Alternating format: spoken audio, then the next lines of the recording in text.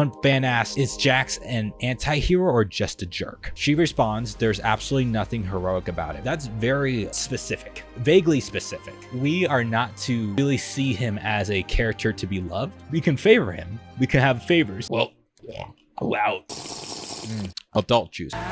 Keep in mind the rewatch value of the show. That there's a logical theory out there for you that you see online that actually correlates with everything that's going on with the show. It will mean something to you in the future when you rewatch it. So she's extending her arms out behind her door and Jack's door. What you notice is that with her character design, left hand is blue and the right hand is red. Blue hand is right next to her door, red hand is right next to Jax's door. And in this image, Pomni is standing behind a blue wall and Jax is standing behind a red wall. You might think that's it, but there's tons of more weird color symbolism happening in the series. Pomni's near a blue notebook and Jax is near a red pencil holder. I might be going a bit crazy. Here episode 6, we see Jax standing under a red boxes and Pomni over here at the cash register is standing near a blue poster. Now I know this feels like a stretch, but there is a color symbolism happening throughout the show. And I have these clips I want to show you guys if you notice anything red that stands out to you.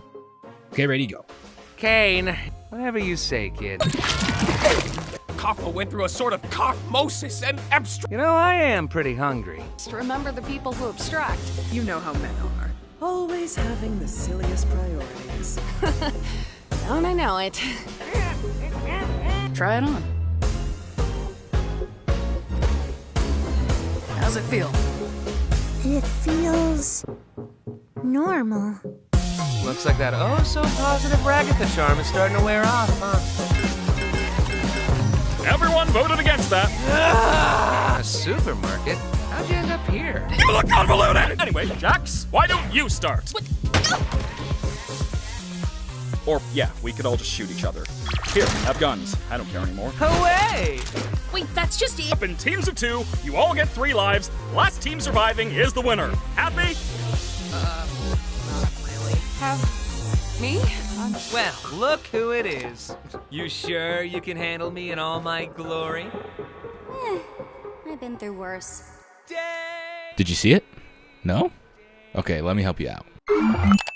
The colors we reviewed earlier, particularly the color red, has shown that red is the color that represents Jax. Throughout the series, a red balloon dog has been appearing behind Jax before or after he comes into a shot or just in a shot with the red balloon dog behind him. The scene with Gangle putting on a new mask with the red balloon dog in the background is purely on the nose metaphor of Jax masking himself with his true emotions in episode 6, but this mask is more than we realize. There's a popular theory of Caine's hidden purpose in the digital circus. The basics of this theory is Caine, an AI, needs abstracted humans to have their human data to keep the circus stable or keep themselves stable and to make more adventures. It's why you see assets of past humans in the digital circus being used in adventures shown in the backgrounds in every other episode. With the Caine and Abel company being shown in the show to be responsible for the circus existence, it is theorized that Caine is being used for the company's nefarious purpose to provide humans adventures to stimulate them, but to potentially abstract them. Caine is either aware or not aware that he's doing these actions. One adventure, Kinger is mocked about his wife through an evil soul and he scares Ragatha with her fear of centipedes, and the next he fixes Gangle's comedy mask and tries to have a therapy session with Zubul earnestly but fails to understand human nuance.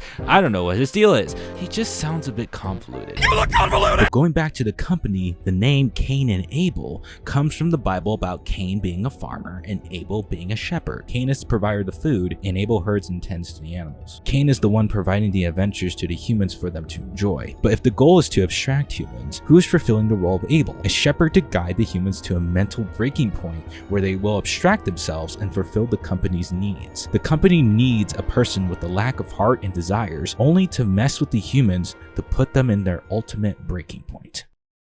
You are my playthings, and I get joy out of making you suffer. I'm the one who causes pain for fun. Jax, right under our noses, has been teasing who he was with one object in the background in every episode of the series. A red balloon dog within the meaning of a shepherd dog in title, Jax is leading the humans one by one to abstraction, to become part of the machine. I know this theory can sound iffy in some parts. How can Jax make a human abstract? You have to get to know them on a personal level and convince the person that they have no value within the circus or their own lives. Abstraction is a form of suicide, and with Jack's avoidance of having any relationships with anyone shown in episode 6, how could he possibly do this? It all comes down to these simple lines of dialogue.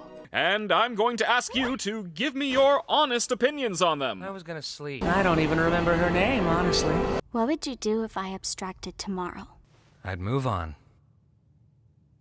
And probably forget about you. When Zubul has a therapy session with Caine, there's a familiar place shown in the background in the picture frames. This checker-style image looks like where Pomni fell in that hole in her dream in the beginning of the second episode. In that sequence, Pomni's greatest fears are expressed in her dream, where Jack forgets about her. And probably forget about you. And if this picture frame is a snapshot of a dream, does this mean that all these other ones are dreams? If you look in Cosmo's room, these picture frames are pretty dark, pretty jagged and disturbing with abstractions. If Jax wants to sleep, he might know these snapshot picture frames of dreams are appearing around the circus, probably even his. I was gonna sleep. If these picture frames are dreams, does this imply if Jax sleeps, he's able to explore other people's dreams and find their greatest fears and use it against them to abstract? In that case, was Jax during the argument with Pomni trying to get Pomni away by abstracting her? No. There's not a lot of points of conclusions that Jax can see other dreams. It is a stretch of a theory with no grounded proof, but there's something to keep in mind on how the Jax's Abel theory can play out. Jax's emotions can be just a simple idea, a simple struggle with a simple answer, an answer that leads to the unknown. Damning himself to dissociate from a grown conscience of a circus's internal life packed with past mistakes he wishes not to relive. Maybe abstracting can be as simple as Jax becomes part of this machine